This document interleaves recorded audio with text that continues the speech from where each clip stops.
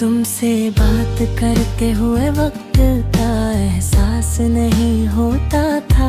हम छोटी छोटी बातों पर हंस देते और एक दूसरे की खामोशी को भी समझ लेते थे। धीरे धीरे तुम मेरी जिंदगी की सबसे खूबसूरत आदत बन गई। तुम्हारी आवाज सुनना मेरी सुबह की खुशी थी। तुम्हारी खैरियत पूछना मेरी रोज की जरूरत थी। तुम्हारी छोटी सी नाराजगी मुझे बेचैन कर देते और तुम्हारा मुस्कुरा कर मान जाना मेरे लिए दुनिया की सबसे बड़ी खुशी होती। हमने साथ मिलकर अपने कल के सपने देखे थे। एक छोटा सा घर, शाम की ठंडी हवा, चाय के 2 कप और हर मुश्किल में एक दूसरे का हाथ। मुझे यकीन था कि हमारी कहानी कभी अधूरी नहीं होगी, लेकिन एक दिन तकदीर ने हमारे रास्ते अलग कर दिए। तुम चली गई और मेरे पास तुम्हारी यादों के सिवा कुछ नहीं रहा। मैं तुम्हें रोकना चाहता था लेकिन कुछ फासले इतने गहरे होते हैं कि आंसू भी उन्हें पार नहीं कर सकते। तुम्हारे जाने के बाद मैं पहले की तरह लोगों के सामने हंसता रहा।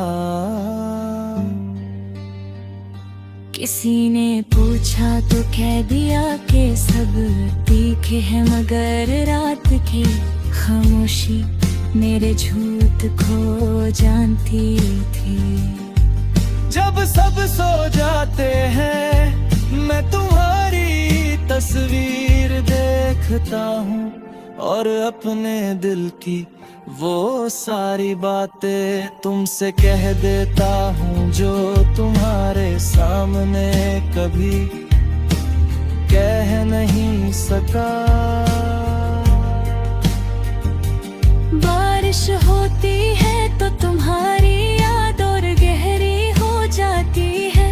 खिड़की पर दिल की बूंदें हमारी पुरानी शामों की कहानी सुनाती है, किसी गीत की धुन तुम्हारी आवाज जैसी लगती है और किसी चाय की खुशबू तुम्हारी हंसी याद दिला देती है। कभी उन्हीं रास्तों पर चला जाता हूँ जहाँ हम साथ चले थे। हर मोड़ पर तुम्हारी कोई निशानी मिलती है। रात के आसमां में चांद को देख कर सोचता हूँ क्या तुम भी कभी मुझे याद करती होगी। क्या तुम्हारे दिल में हमारी कोई पुरानी बात अभी तक जिंदा है। शायद तुमने मुझे भुला दिया, शायद तुम अपनी जिंदगी में आगे बढ़ चुकी हो। मैं इसका जवाब नहीं जानता। अब मैं सिर्फ तुम्हारी खुशी के लिए दुआ करता हूँ। तुम्हारी जुदाई ने मुझे सिखाया कि सच्ची मोहब्बत सिर्फ साथ रहने का नाम नहीं।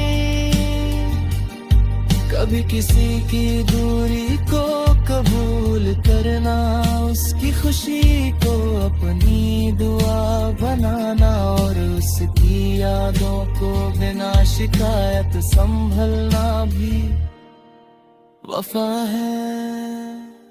तेरे बिना मेरे लफ्ज भी खामोश हो गए।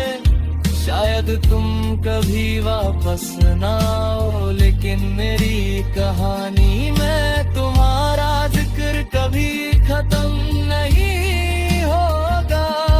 मेरी हर सुबह तुम्हारी से शुरू होगी।